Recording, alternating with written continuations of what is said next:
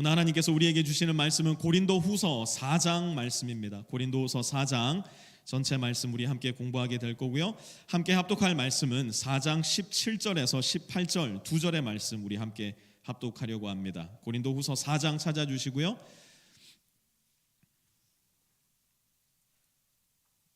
말씀 찾으신 분들 자리에 다 일어나셔서 4장 17절에서 18절 두 절의 말씀 우리 함께 큰 목소리로 함께 읽도록 하겠습니다. 함께 읽습니다. 시작.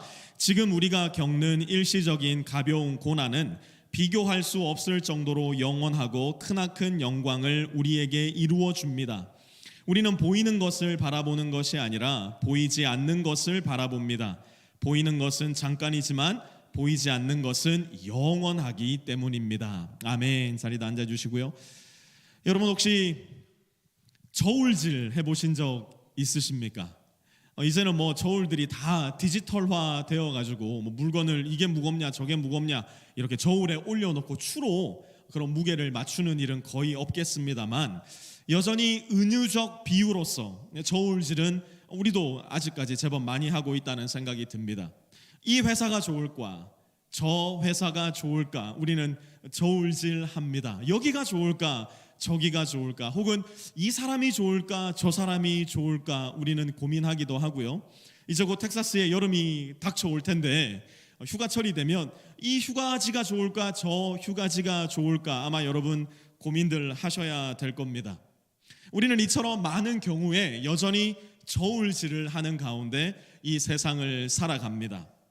예수님을 믿는 신앙의 여정도 사실 가만히 들여다보면 이 저울질의 연속이라는 것을 알게 됩니다. 사실은 이 저울질을 잘 하느냐 잘 못하느냐가 우리가 예수님을 잘 믿고 있느냐 아니면 잘 못 믿고 있느냐를 가늠하는 척도가 될 수도 있습니다. 고린도라는 지역에 자리하고 있었던 고린도 교회 성도들은 사실 이 저울질 정말 못하던 사람들 중에 하나였던 것 같아요. 어쩌면 오늘 이 자리에 함께 예배 드리는 저와 여러분도 이 저울질 잘 못하고 있어서 하나님을 따라 살아가는 예수님의 제자로서 성화의 여정을 밟아가는 신앙의 여정 잘 못 걸어가고 있는 분들도 계시리라 생각을 합니다. 그래서 오늘 이 영광스러운 부활절에 고린도후서 4장의 말씀을 공부하면서 나는 이 저울질, 특별히 보이지 않는 저울질 잘하며 살아가고 있는가 바로잡고 갈 수 있는 시간이 되었으면 좋겠습니다. 바울은 세 가지로 우리에게 고린도후서 4장의 말씀을 통해 저울질에 대해 가르쳐 주는데요. 첫 번째로 바울은 이야기합니다. 위대한 주의 종은 없습니다. 위대한 주의 종은 없다. 바울은 이야기합니다. 우리 고린도후서 4장 1절로 돌아가서 1절 말씀부터 같이 보겠습니다. 함께 읽을게요. 시작. 그러므로 우리는 하나님의 자비를 힘입어서 맡고 있으니 낙심하지 않습니다. 아멘. 우리가 계속 고린도후서 말씀 공부하면서 반복적으로 만나게 되는 게 무엇입니까? 바울이라는 사람은 하여튼 간에 이 고린도 사람들한테 지독하게도 욕을 얻어먹었던 사람이었어요. 소위 말해서 욕이란 욕은 종합 선물 세트로 다 들었던 사람이 바로 사도 바울이었습니다. 심지어 바울은 자기가 개척한 고린도 교회 성도들에게도 이러한 비난을 받고 있었으니 사실 그 마음 쉽지만은 않았을 텐데요. 그럼에도 불구하고 이토록 극심한 비난과 공격, 악랄한 험담에도 불구하고 바울은 무엇이라 이야기하느냐? 나는 낙심하지 않습니다 라고 이야기를 하는데요. 바울이 이러한 공격에도 낙심하지 않을 수 있었던 이유는 그가 맡고 있었던 그 직분이 하나님 나만 하면 이거 할 수 있잖아요. 하나님 나 자신 있어요. 나 시켜주세요. 그렇게 해서 된 것이 아니라 1절 한번 다시 보세요. 하나님의 무엇을 힘입어서 그가 이 직분을 맡았다고요? 하나님의 자비를 힘입어서 맡게 된 직분이었기 때문에 쓰러지고 넘어져도 여기서 얻어 터지고 저기서 얻어 터져도 하나님의 자비하심이 사도 바울을 든든히 붙잡고 있었던 것입니다. 그래서 사도 바울은 이 복음 사역을 계속 해나갈 수 있었다 고백하고 있는 거예요. 2절도 한번 이어서 같이 읽어봅니다. 시작. 우리는 부끄러워서 드러내지 못할 일들을 배격하였습니다. 우리는 강교하게 행하지도 않고 하나님의 말씀을 왜곡하지도 않습니다. 우리는 진리를 환히 드러냄으로써 하나님 앞에서 모든 사람의 양심에 우리 자신을 떳떳하게 내세웁니다. 아멘. 바울은 단 한 번도 고린도 사람들의 눈치를 살피면서 고린도 사람들이 영향을 받았던 그들의 문화나 유행, 사상과 철학에 따라서 하나님의 진리의 말씀을 비튼 적이 단 한 번도 없던 사람이었어요. 늘 하나님의 말씀을 있는 그대로 전하는 사람으로 내가 고린도 성도 당신들 앞에 서 있습니다 이야기하고 있는 겁니다. 여러분, 우리 교회가 왜 이 성경책 한 권을 선택해서 한 장 한 장 한 절 한 절 하나도 빠지지 않고 공부해 나가는 줄 아십니까? 이거 사실은요 약간 기밀 유출이긴 한데요 되게 지루한 거예요. 특히 목회자들한테 이 말씀 한 구절도 안 빠지고 한 절 한 절 한 장 한 장 처음부터 끝까지 공부하는 거 이거 쉽지 않습니다. 비탐성 여러분 열심히 좀 들어주세요. 특히 우리 전도사님들이 가르칠 때 이렇게 따봉도 좀 많이 눌러주시고 모여서 우리 얘기할 때 목사님 그만할까요? 막 자꾸 그런다니까요. 제가 하는 얘기가 있어요. 3명만 들어도 하자. 3명만 들어도 3명이면 희망이 있지 않냐. 근데 솔직히 3명 들으면 그렇게 희망이 많이 있진 않더라고요. 많이 들어주셔야 돼요. 많이 공부해 주셔야 되고. 우리가 이렇게 한 절 한 절 말씀을 공부하는 거 쉽지 않아요. 사실 오히려 그때그때 필요한 말씀, 그때그때 재밌는 말씀 하나하나 쏙쏙 뽑아가지고 요새 왜 한국에 일타 강사 막 그러잖아요. 일타 강사처럼 그렇게 치고 빠지고 이러는 게 교육자들한테도 훨씬 더 좋습니다. 하지만 굳이 한 번은 신약 한 권, 한 번은 구약 한 권 책을 선택해가지고 한 장 한 장, 한 절 한 절 공부하는 이유는 이렇게 비효율적이고 비효과적인 성경 공부 방식을 고집하는 이유는 그것이 내 욕심에 맞추어 하나님의 말씀을 굴곡시킬 염려가 가장 적은 방법, 그것이 하나님의 진리를 빛 가운데 선명하게 드러낼 수 있는 가장 좋은 방법이기 때문이에요. 바로 이 지점에서 고린도 성도들은 바울에게 또 다른 공격을 가해옵니다. 그래, 알겠다.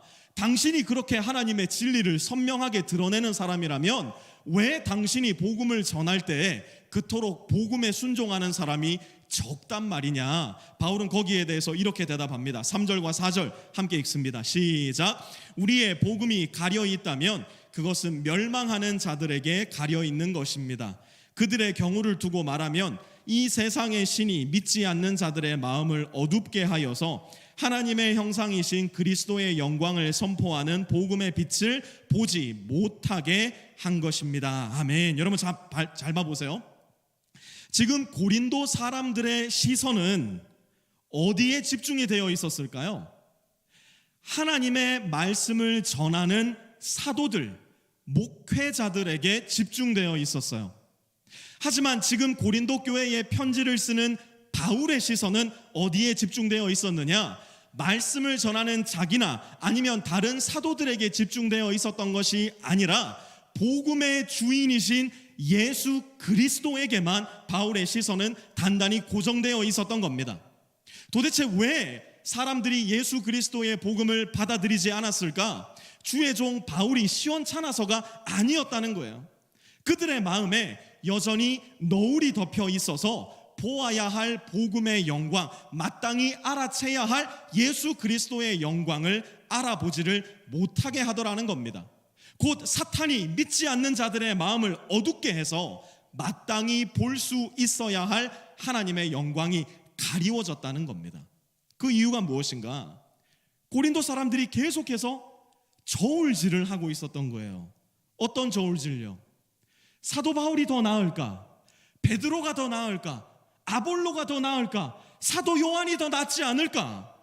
고린도 성도들의 마음 가운데 우리는 사도 바울 당신 말고, 당신처럼 키도 작고 생긴 것도 시원찮고 말도 시원찮은 그런 사람 말고 사도 베드로처럼 카리스마도 있고 잘생겼고 말도 잘하는 그런 사도가 필요합니다 말하고 있는 거예요. 거기에 대해 바울은 뭐라고 이야기하는가? 5절 보세요. 시작. 우리는 우리 자신을 전하는 것이 아니라 예수 그리스도를 주님으로 선포합니다. 우리는 예수로 말미암아 우리 자신을 여러분의 종으로 내세웁니다. 아멘. 무슨 이야기예요? 사도들을 놓고, 목회자들을 놓고 고린도 성도들이요, 저울질하지 마십시오. 지금 이야기하고 있는 겁니다. 애초에 위대한 사도는 없다는 거예요. 애초에 위대한 목사도 없다는 겁니다. 그러면 누구만 있다고요? 위대한 주님, 위대한 예수 그리스도만 있다는 거예요. 여러분, 누가 전하면 어떻습니까? 누가 하나님의 말씀을 가르치면 어떻습니까? 전해지는 이 선명하게 보여지고 우리 마음 가운데 영광의 빛을 비추어 주시는 예수 그리스도만 있다면 그것으로 족하다는 거예요. 구본성이 전하나, 강유일이 전하나, 김현준이 전하나, 오해신이 전하나, 알렉스가 전하나 상관없다는 거예요. 무엇만 되면 예수 그리스도의 영광만이 선명하게 드러날 수 있다면, 하나님의 말씀만 명확하게 보여질 수 있다면 누가 전하든 상관없다는 겁니다. 그러면 말씀을 전하는 사람들은 도대체 누구인가? 우리는 누가 됐든지 간에 위대한 주의 종이 아니라, 5절 후반절 한번 보세요. 예수로 말미암아 우리 자신을 누구로 내세운 사람들이라고요? 여러분의 종으로 내세운 사람들, 목회자들은 성도들의 종으로 내세운 사람들로 족하다는 거예요. 그거면 충분하다는 겁니다. 아니, 사실 목회자에게 있어서는 거기까지가 해야 할 일의 전부라는 거예요. 왜 그럴까요? 6절 한번 보세요. 시작. 어둠 속에 빛이 비쳐라 하고 말씀하신 하나님께서 우리의 마음속을 비추셔서 예수 그리스도 얼굴에 나타난 하나님의 영광을 아는 지식의 빛을 우리에게 주셨습니다. 아멘. 여러분 잘 들으세요. 제 아무리 빌리 그레함 목사님이라 하더라도, 제 아무리 조용기 목사님이라 하더라도 우리의 능력으로는 여러분들 중 단 한 사람의 마음에 그리스도의 영광을 아는 빛을 비출 사람이 없다는 거예요. 그 누가 됐더라도, 이 시대의 가장 위대한 목회자가 됐다 하더라도 우리는 그거 못한다는 겁니다. 죽었다 깨어나도 그거 못해요. 태초에 어둠 속에 빛이 비쳐라 말씀하시자 그 일이 이루어지게 했던 분이 하나님 한 분밖에 없었던 것처럼, 예수 그리스도를 아는 영광의 빛이 없는 어두운 인간의 마음속에 예수 그리스도의 영광을 아는 빛을 비추어 줄 수 있는 분 역시 단 한 분, 하나님밖에 없다는 것을 기억하라는 거예요. 위대한 주의 종이라는 것은 없습니다. 그 누구를 두고도 저울질해서는 안 됩니다. 왜요? 우리에게는 위대한 주님 한 분밖에는 없기 때문이에요. 두 번째로 바울은 이야기합니다. 금그릇 신자는 없습니다. 금그릇 신자는 없습니다. 바울은 이야기합니다. 우리 7절 같이 한번 읽어보겠습니다. 같이 읽을게요. 시작.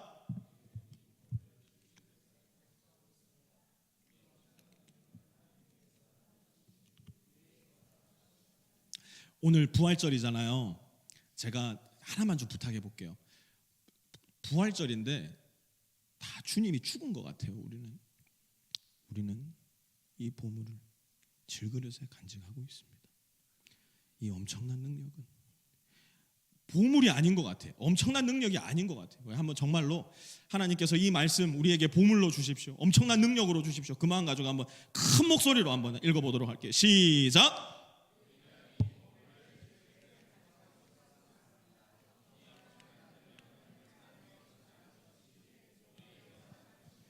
아멘. 교회 안에 뿌리 깊이 자리 잡은 또 다른 오해가 뭐냐면, 신자들이 다 금그릇 신자 되어야 된다는 생각이에요.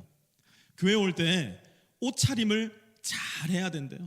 하여튼 내가 가지고 있는 옷 중에 제일 좋은 옷 입고 와야 된대요. 무슨 말인지 이해는 돼요. 그러면서 이런 이야기도 하잖아요.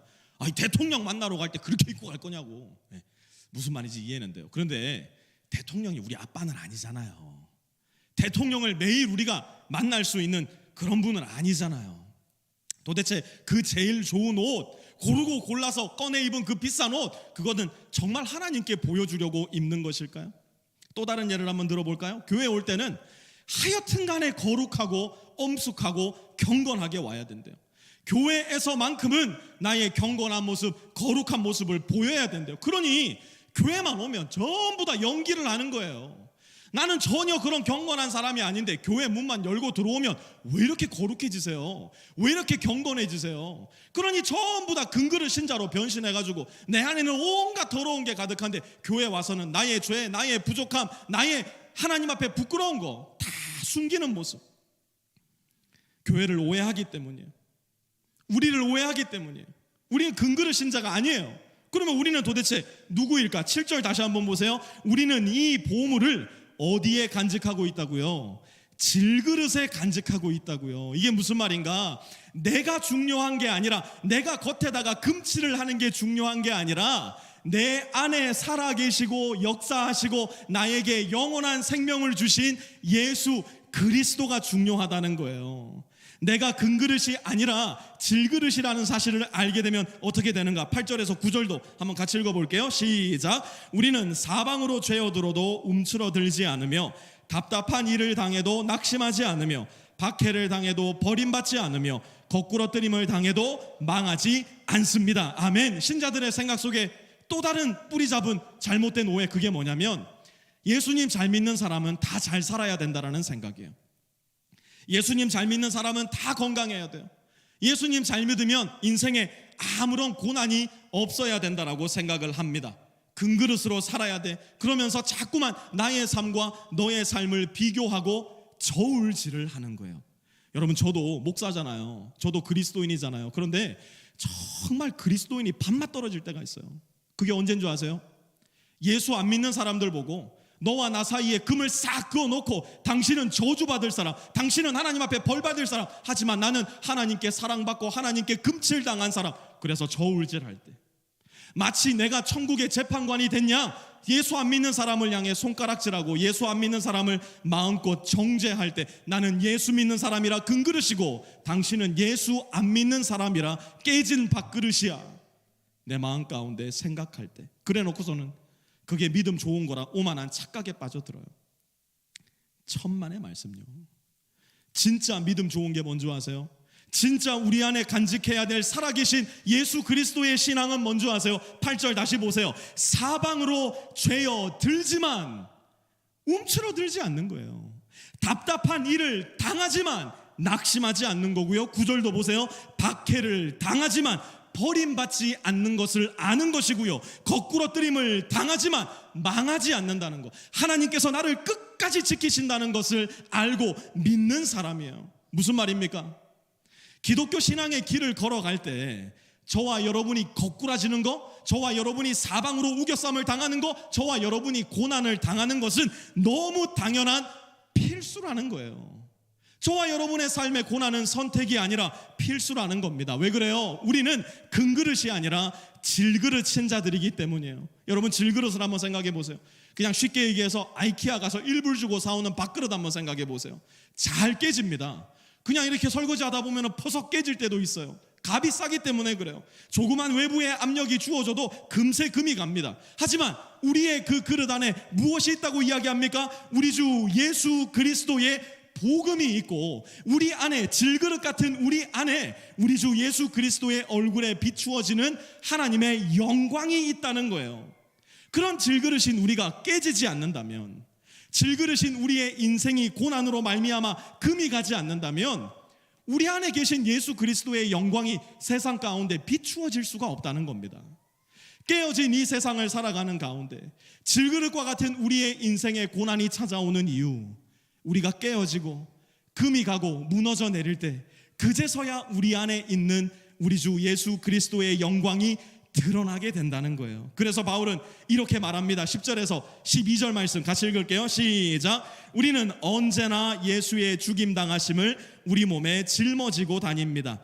그것은 예수의 생명도 또한 우리 몸에 나타나게 하기 위함입니다. 우리는 살아있으나 예수로 말미암아 늘 몸을 죽음에 내어 맡깁니다. 그것은 예수의 생명도 또한 우리의 죽을 육신에 나타나게 하기 위함입니다. 그리하여 죽음은 우리에게서 작용하고 생명은 여러분에게서 작용합니다. 아멘. 우리는 언제부턴가 그리스도인으로서 마땅히 겪어야 할 고난을 우리 삶의 옵션으로 집어넣기 시작했어요. 그러다 보니까 예수를 믿고 따르다가 마주치게 되는 우리 삶의 고통과 고난을 너무나 낯설게 생각하기 시작했습니다. 심지어 교회 안에서 이런저런 일로 고난을 당하는 신자들을 보면 아유, 저 사람 믿음 없어서 그렇다고, 아유, 저 사람 하나님한테 저주받아서 그렇다고 어처구니 없는 이야기를 하는 지경에까지 이르게 됐어요. 여러분 잘 들으세요. 질그릇 인생인 우리의 삶에, 내 마음에 예수 그리스도를 모시고 살면 성경은 약속합니다. 우리에게 고난이 찾아올 것이라고. 왜 그렇습니까?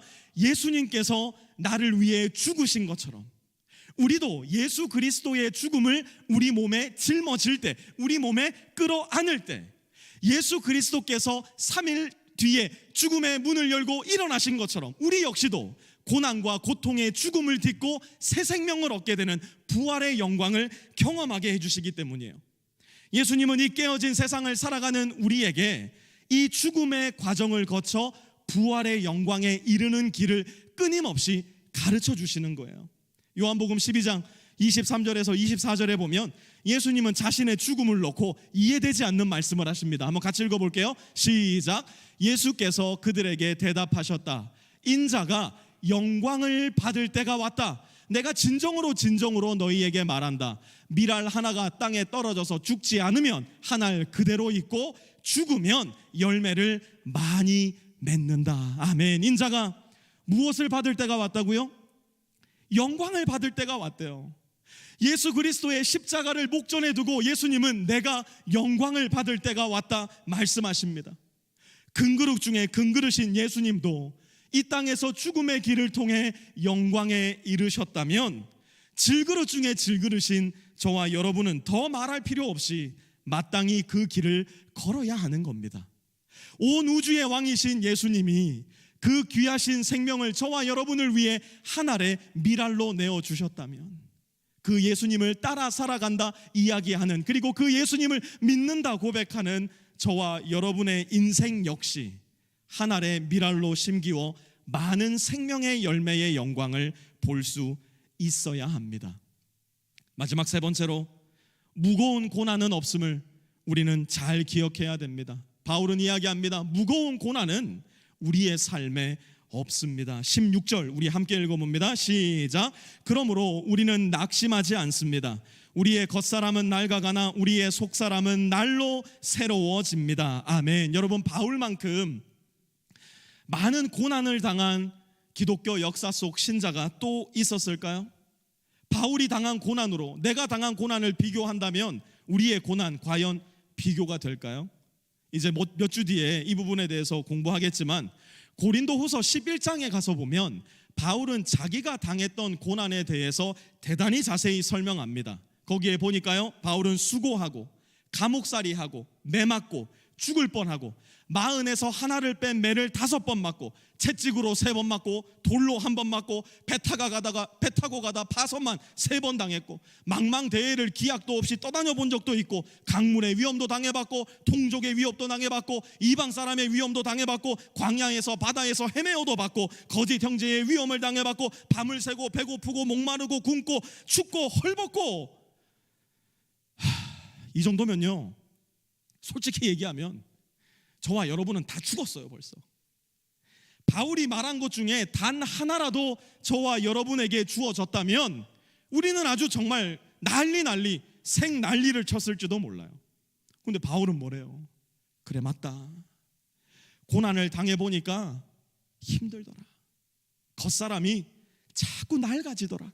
겉사람이 후패해 가더라. 그런데 바울이 놀라운 이야기를 하잖아요. 자기의 속사람은 어떻게 된다고요? 날로 새로워지더라는 거예요. 고난을 당할 때마다 내 겉사람은 늙어가고 내 겉사람은 쓰러져 갈지 모르지만 내 속사람, 영원히 살 사람은 날로 새로워지더라는 거예요. 도대체 어떻게 이럴 수 있었을까? 17절 보세요. 지금 우리가 겪는 일시적인 가벼운 고난은, 지금 우리가 겪는 어떤 고난이라고요? 일시적인 가벼운 고난이래요. 셀 수 없이 무거운 고난을 그렇게 많이 당했으면서도 그 중에서도 자기가 개척한 고린도 교회로부터 그렇게 심한 멸시와 비난과 손가락질과 비웃음을 당하고 있으면서도 지금 뭐라고 이야기해요? It's nothing. This is nothing. 도대체 어떻게 그럴 수 있었을까? 도대체 바울은 어떻게 그 고난을 두고 아무것도 아니라 이야기할 수 있었던 것일까? 17절 후반절 한번 볼까요? 비교할 수 없을 정도로 영원하고 크나큰 영광을 우리에게 이루어 줍니다. 무엇이요? 내가 당하는 그 고난이, 예수 그리스도의 십자가의 길을 함께 걷는 그 신앙의 여정이 비교할 수 없을 정도로 영원하고 크나큰 영광을 우리에게 이루어 준다는 거예요. 여기서 크나큰이라고 번역된 이 단어는 저울추의 무게를 달아볼 때 사용하던 단어였어요. 바울도 저울질을 해본 겁니다. 바울이 얼마나 똑똑한 사람이었습니까? 정확히 저울질을 했어요.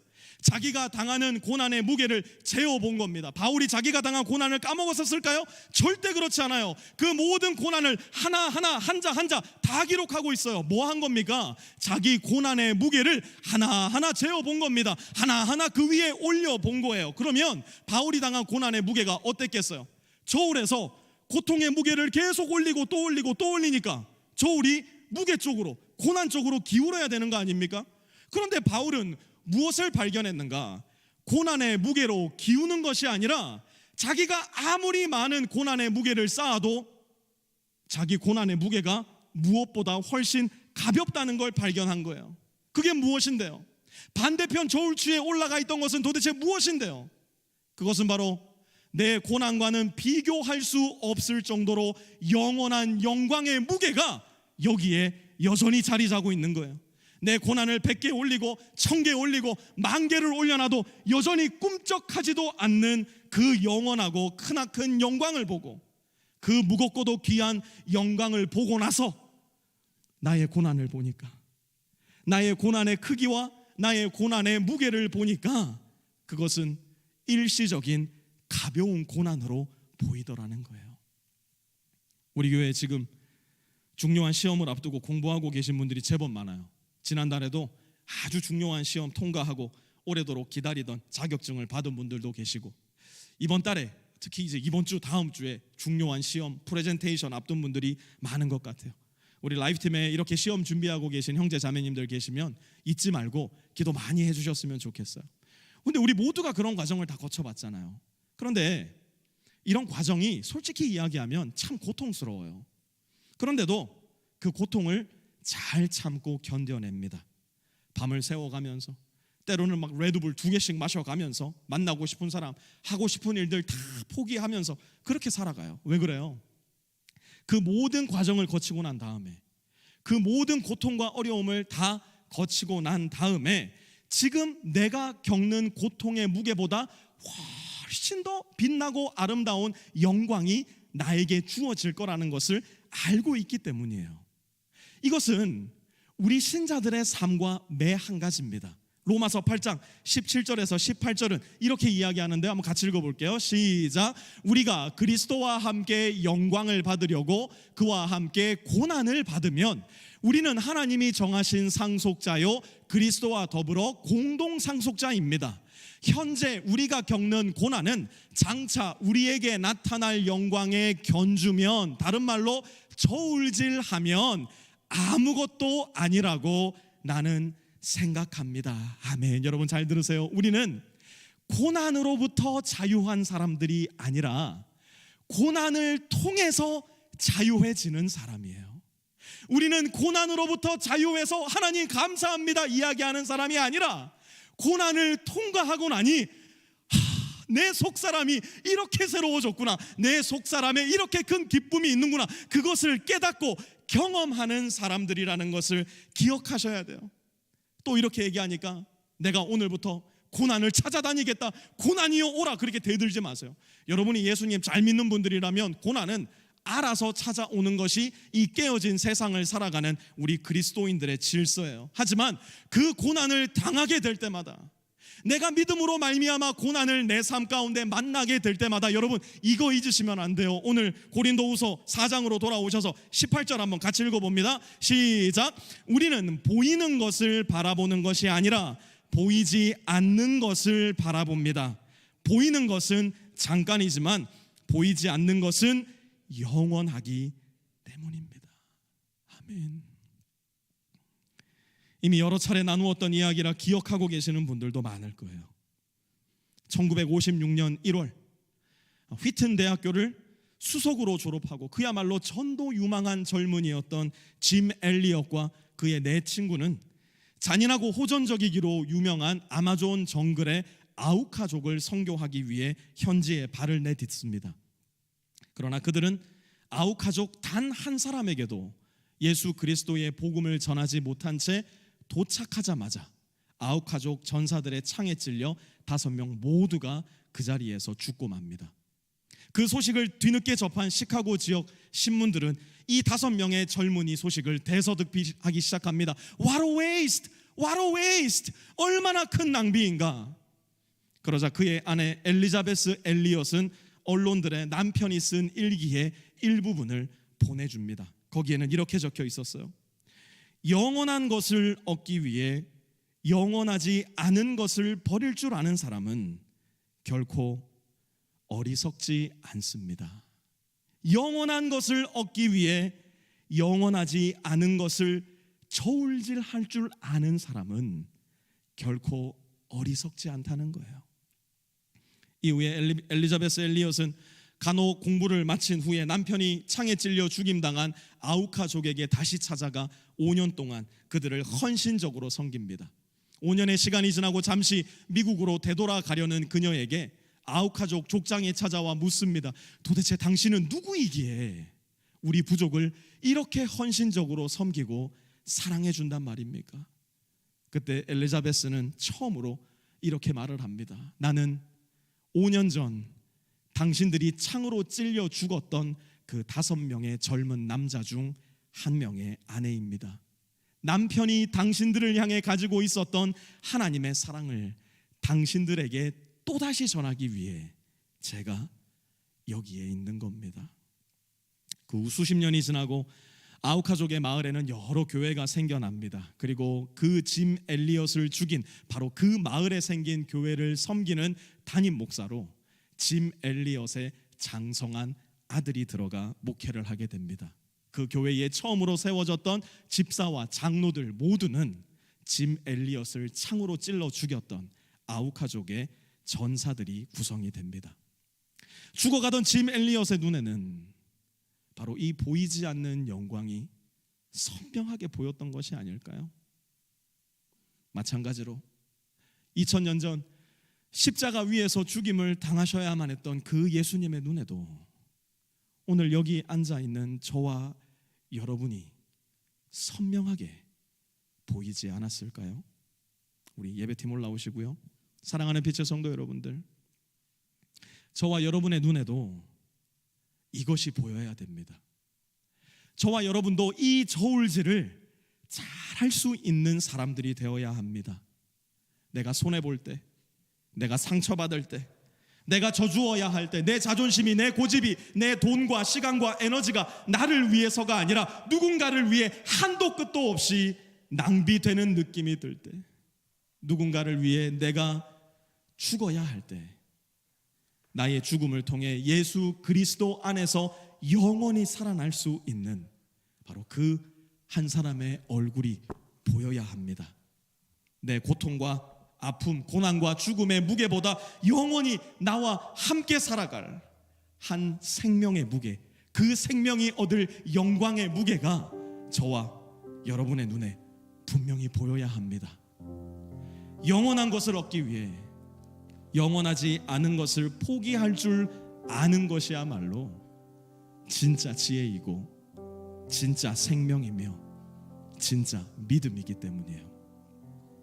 이 영광스러운 부활절에 우리를 위해 다시 사신 그 예수님을 나만 홀로 즐거워하고 기뻐하는 것이 아니라 십자가 위에서 이미 오늘의 나를 보셨던 그 예수님처럼 우리도 이 복되고 영광스러운 부활절에 나를 통해 영원한 생명과 영광의 무게를 얻게 될 그 한 사람의 얼굴이 보여질 수 있는, 그래서 우리의 삶에도 죽음의 예수님, 그러나 부활하셔서 영원히 사시는 그 예수님과 함께 동행하는 우리 신앙의 역사가 끊임없이 행진되어져 나갈 수 있기를 우리 구주 예수 그리스도의 이름으로 축원합니다.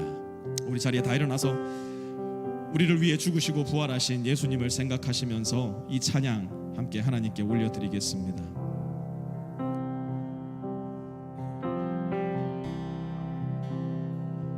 나 주를 너무 멀리 떠나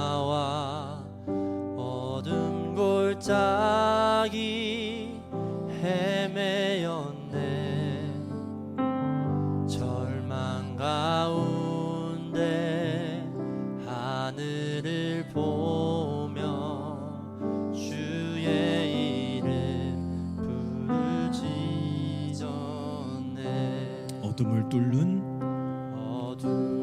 뚫는 친밀한 사랑 내 영혼에 빛 비추네. 다 이루셨네 내 영평 안에 예수 나의 참 소망.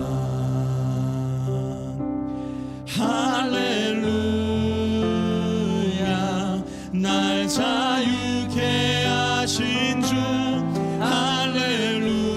할렐루야 죽음을 이기시고 모든 사슬 풀리네. 예수 이름 부를 때 예수 나의 참 소망. 2절 함께 찬양합니다. 그 크신 자비 증량 못하리 한없는 은혜 경험 못해. 만유의 주님 영광 버리고 온갖 멸시 감당하셔. 주님 달리신 십자가 희생 십자가 희생 만왕왕이 날 사셨습니다. 날 사셨네. 나는 영원히 주와 살리라. 예수 나의 참. 우리 주님께 할렐루야 함께 찬양합니다. 할렐루야 날 자유케 하신 주 할렐루야 죽음을 이기시고 모든 사슬 풀리네. 예수 이름 부를 때 예수가 한 번 더 찬양합니다. 할렐루야 나를 자유케 하신 주 할렐루야 유케 하신 주 할렐루야 죽음을 이기시고 모든 사슬 풀리네. 예수의 이름 부를 때 예수가 나의 참 소망입니다. 참 소망.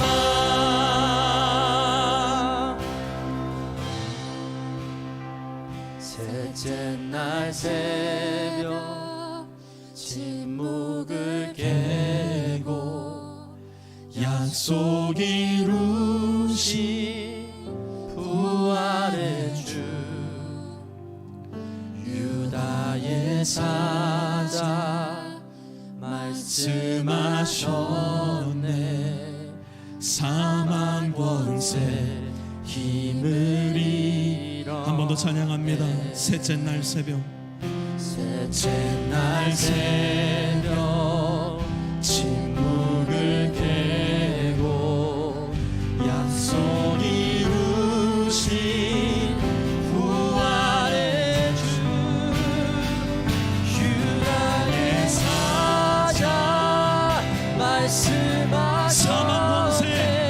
힘을 사망 권세 힘을 한 번 더 선포합니다. 잃었네. 사망 권세 사망 힘을 잃었네. 권세 힘을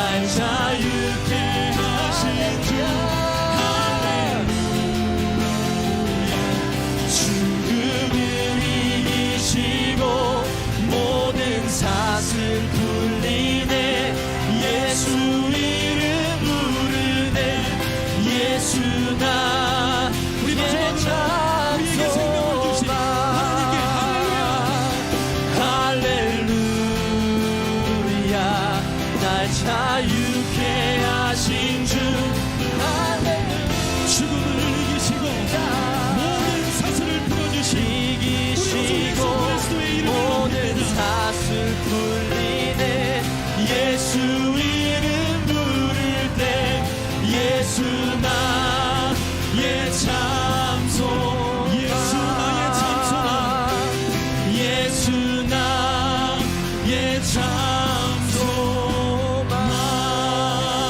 우리의 참소망 되신 주님께 감사와 영광의 박수 함께 올려드립니다. 주님께서는 우리에게 이 생명의 기쁨을 잊지 말으라고 성찬의 축복을 허락해 주셨습니다.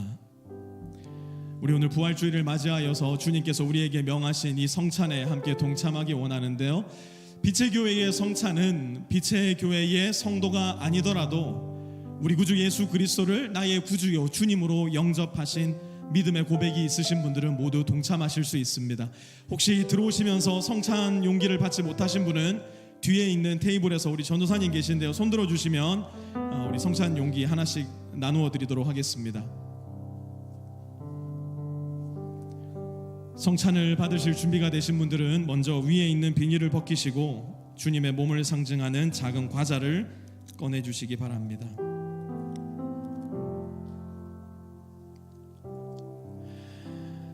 여러분, 저는 이 성찬이 너무 좋아요. 여러분, 밥 좋아하십니까? 밥 싫어하시는 분은 없으실 거예요. 우리가 이 땅에서 맛볼 수 있는 최고의 맛, 최고의 맛집은 우리 주 예수 그리스도의 집에 있어요. 성찬을 나누어 주실 때, 읽을 때마다, 묵상할 때마다 적응이 안 되는 게 있어요. 이번 주에도 주님이 잡히심을, 죽으심을, 부활하심을 기록하고 있는 복음서들을 읽으면서 이해가 되지 않았어요. 1시간 뒤면, 5시간 뒤면, 불과 8시간 뒤면 자기를 배신하고 자기를 다 떠나가고, 나는 저 사람을 모릅니다. 무슨 소리입니까? 나는 저 사람을 모릅니다. 내가 맹세하건대 I don't know him. 모든 제자가 다 예수님을 떠날 줄 알고 계셨어요. 그럼에도 불구하고 주님은 빵을 떼어서 빵을 찢으셔서 이것은 너희를 위하여 찢기는 나의 몸이다. 오늘 이 자리에도 이 성찬에 참여하기가 부끄러우신 분들 계실 거예요. 어떤 분들은 내 안에 죄가 있어서 성찬을 받을 수 없습니다 이야기하시는 분들도 계세요. 그런 우리가 먹어야 되는 것이 주님의 몸이에요. 그런 우리를 위해서 주님이 찢기신 겁니다. 내일이면, 아니 교회 문을 열고 나가는 순간 저와 여러분은 또 주님을 배반할 거예요. 내일 나의 삶의 현장에서 나는 주님을 또 모른다 할 겁니다. 주님이 그걸 모르실까요? 너무 잘 아세요. 그래서 주세요. 이것이 너희를 위하여 찢기는 나의 몸이다. 이 몸을 먹는 우리는 내가 잘나서, 내가 자격이 있어서, 내가 한번 이제 주님 뜻대로 살아볼게요, 자신만만해서 이 몸을 먹는 게 아니에요. 주님, 그렇게 살 수 없습니다. 그렇게 믿을 수 없습니다. 하지만 주님이 주시니 또 먹겠습니다. 또 넘어질 거지만 또 다시 먹겠습니다. 또 배반할 거지만 또 다시 한 걸음 주님께로 아주 조금이라도 가까이 다가가겠습니다. 주님께서 주시는 이 은혜의 성찬을, 그 의미를 내 마음과 내 삶과 내 생각 가운데 잘 간직한 채 너희를 위하여 찢기는 나의 몸이다. 이것을 먹을 때마다 나를 기억하여라. 그 말씀에 우리 함께 순종하도록 하겠습니다.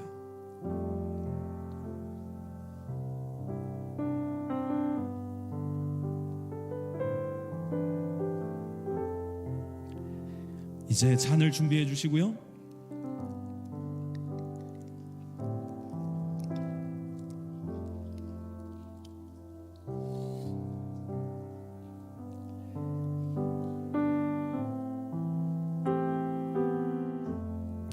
이와 같이 주님께서는 잔을 제자들에게 나누어 주시며 말씀하셨습니다.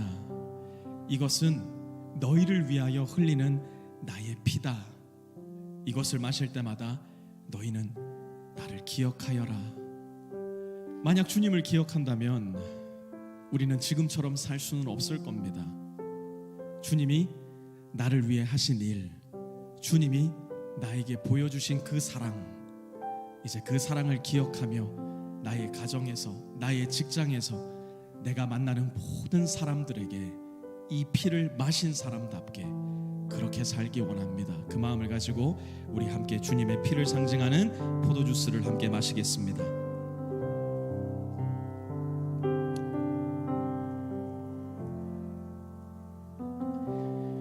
나를 위해 이 세상에 오시고 나와 똑같은 몸으로 나를 대신해 십자가에 죽으셨으며 죽음을 죽이시고 다시 사신 우리 주 예수 그리스도를 온 마음을 다해 찬양하고 경배합니다.